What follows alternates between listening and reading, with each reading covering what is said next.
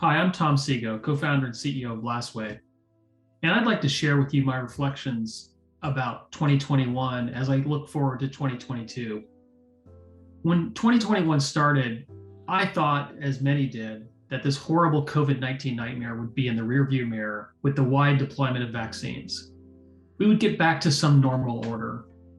And although life had changed and may never be the same, as human beings, we have an extraordinary ability to adapt, evolve, and thrive.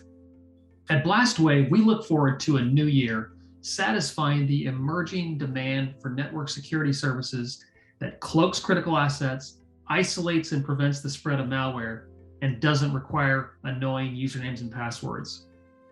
Protecting networks has become especially important given the recent high-profile attacks like Colonial Pipeline, JBS Meatpacking, and SolarWinds, which demonstrated that the existing cyber model of detecting patch is not sufficient.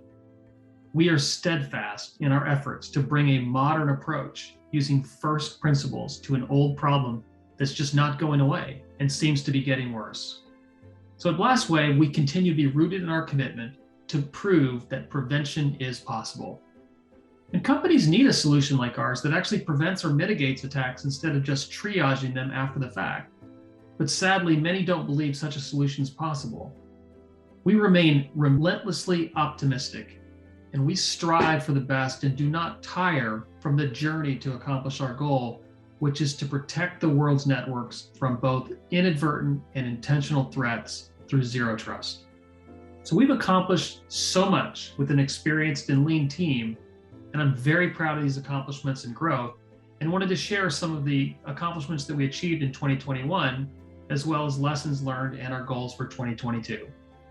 Here are some of the highlights from 2021.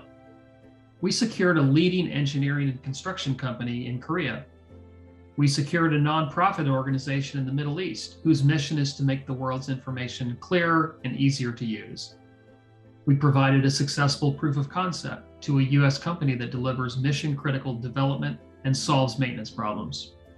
We customized a solution for an important company responsible for storing and delivering a large percentage of our food supply in the US, ensuring that dangerous chemicals would not be compromised through ransomware attacks. We got the attention of the United States government, including the White House. We enhanced Blast Shield to include a host agent, mobile clients, and Kubernetes cluster and container workload protection. We instituted and launched a freemium version of our product to make it widely available to the public. We onboarded several partners to service a wider base of people who desperately need our solutions. We started receiving positive press from interviews with Sandhill Group and ISMG's Tom Fields. We came out of stealth mode and were interviewed by countless analysts and media outlets.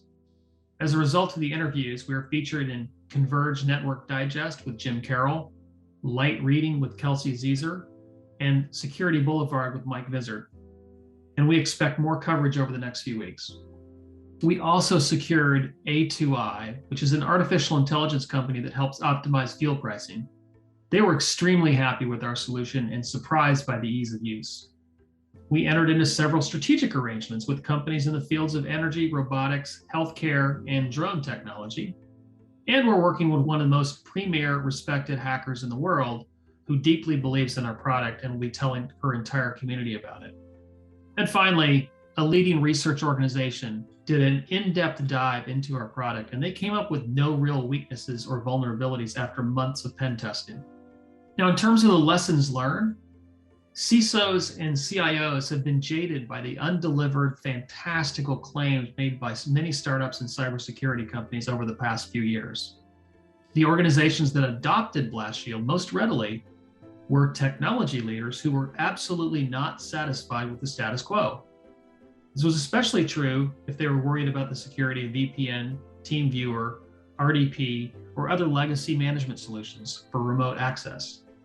Zero trust is on the mind of many CISO raiders as the path forward, we discovered.